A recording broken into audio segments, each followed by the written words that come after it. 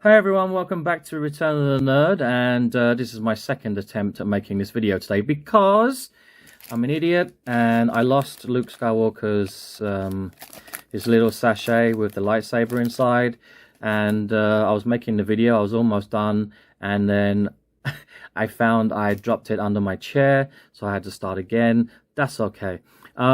These are the ones I've opened so far from that new wave. We've got Bix, the HK droid, Luke, Din Djarin, and Mon Mothma, the traffic cone.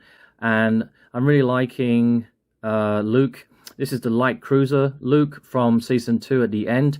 Before I opened this, I already knew that his face, come on, it doesn't really look identical to the actor or the way Mark Hamill's face looked in that scene at the end where he takes baby Grogu off and we all go, oh no. So I knew I'd have an issue with the face already, but the rest of it's really cool. So what I'm going to do is I'm going to move all these figures out of the way and we'll have a little look at Luke. So we'll move Mon Mothma and we'll move Bix. Goodbye. Goodbye, goodbye. HK droid. I love this one. Soft goods. I love soft goods. So, and you can see behind me as well, I've got these two. These are the two, I think these are the only two now that I haven't opened. Cal Kestis and Luthen. I just put them there to tease you and myself. So the thing I like about this guy is his cape, right? Because I'm really big. I know it's like some people love soft goods and some people love to hate on them. I'm just a big fan of them because, you know, way back when I was a kid, we had soft goods, and I just remember what they felt like. And I'm going to show you this in a minute. I've got his back to front showing his bum.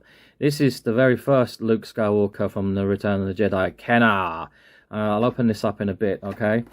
So, oh God, I can't believe I just did that. How? We're going down. We're going down. Broop, broop, broop. Stabilizers hits the. Oh, okay. Whew, that was a close one. Oh, I got shaky hands because I got Tourette's. That's not a joke, by the way. I really do have Tourette's. So, yeah, I love the way the cape is just like it lays flat on his head, right? And also here it's like all bunched up around the neck. That's like how it would look. That's a natural look, isn't it? Because a lot of the times with the capes. Actually, I got one here to show you as an example. Where's my Kenobi? Here he is. Hello there. So this is like my Kenobi cape, and it's an open cape. But the problem is not like this. I don't mind. But look, what's like? What is that? I can't seem to get it to like just go nicely on his head. So a lot of the times I have to run this under a tap, and it just weighs down the cloth, and then it will gradually settle and lay on his shoulders, and it'll go down like this, and then yeah, okay, that's a Revenge of the Sith look right there.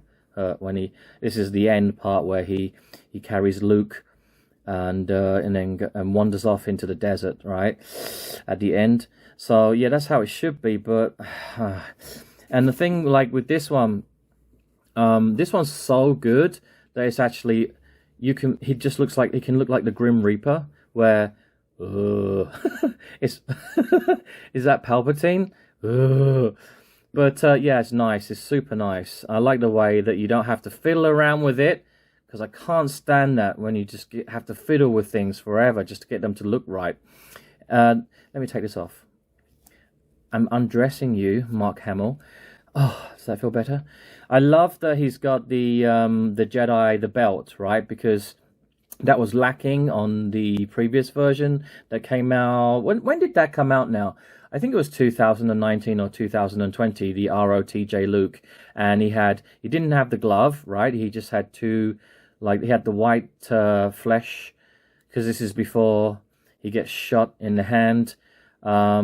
And then also, yeah, I like this, and it's got the clip for his lightsaber. Again, like with the tunic, I think it's quite similar to the one before, but just I think it's slightly darker. And of course, the most obvious striking difference is we now have the pinless technology. You know, so you can't see the pins. The clothing is, you know, cleverly kind of fashioned so it looks like You know, there's just like a little ruffle there for his elbow, and the same for the knee as well. The only thing is like, because of the pinless articulation, you lose a lot of the flexibility.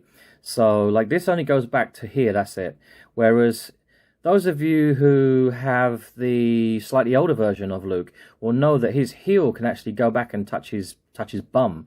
You know, like really, oh, it's so flexible. And I like that, because I like to pose my figures, especially a Jedi. And he's going to, like, a character which is going to wield a formidable weapon such as a lightsaber. I really want to be able to twist him and put him into all kinds of contorted positions.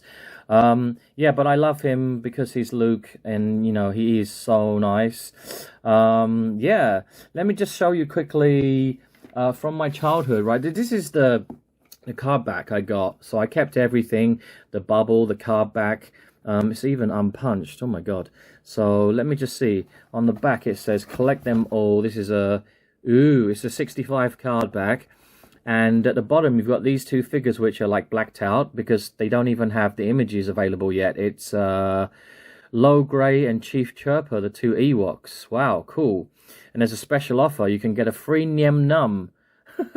So he must be the latest one in the line. I think this is like, let's have a look. Yeah, 1983, this card back. So that's, wow. That is like 40 years ago. My goodness me, I feel so old. Like, let's get Luke here. I always keep my old Kenner in these little plastic clamshells.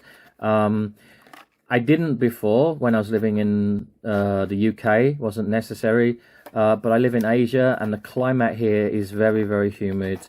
And I do not want my action figure collection getting all nasty and sticky and covered in mold and green fungus.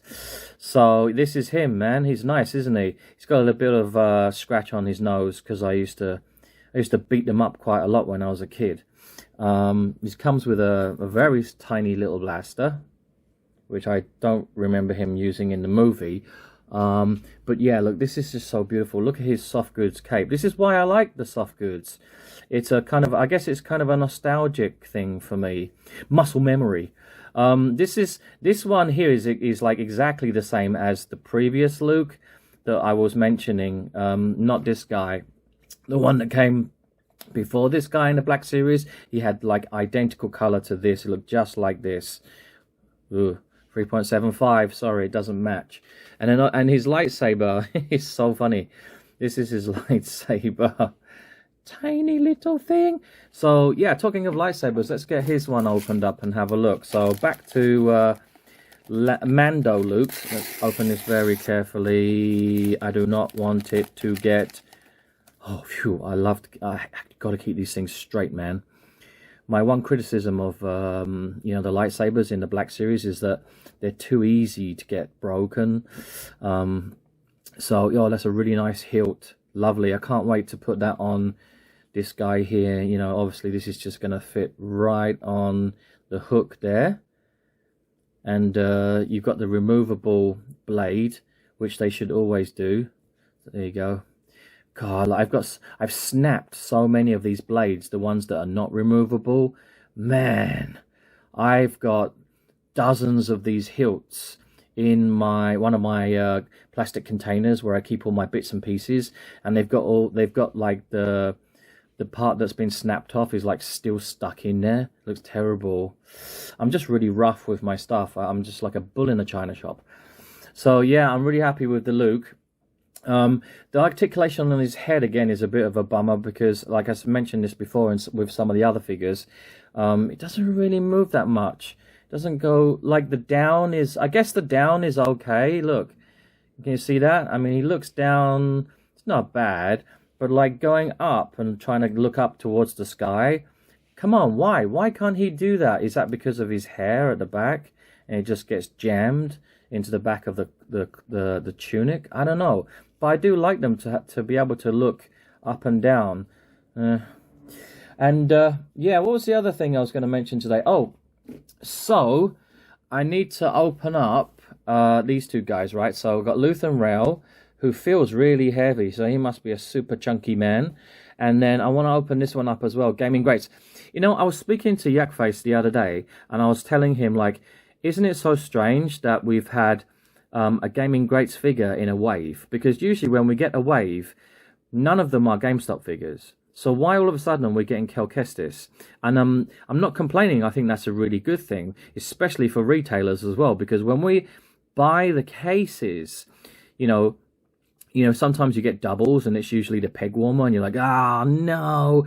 But this case was nice because you got 8 different characters, none of them are peg warmers, and one of them is a Gaming Greats figure, which are usually more expensive for us to get from the wholesalers. But these two, the price is the same, you know. So now I can give this guy to my clients cheaper, at a cheaper price point. So So Jason was saying to me, like, with the new upcoming waves in 2023, like we've got the Darth Malak and several others that have already been revealed, they're probably going to be in the wave just like Cal Kestis, which is really good news for collectors and for like small independent retailers such as myself. So hopefully I can open these two, and we'll carry on with our review videos. Don't forget to subscribe, guys, because I really want to hit 2K very, very soon. And I'll have another vlog coming up for you, because it's Bring Home the Galaxy Tuesday. Today's the last one. And then I don't know what's going to happen after that. I mean, Hasbro will probably take a break. And hopefully there'll be some more live streams coming up. Okay? Right, guys, I'll see you soon. This is the way.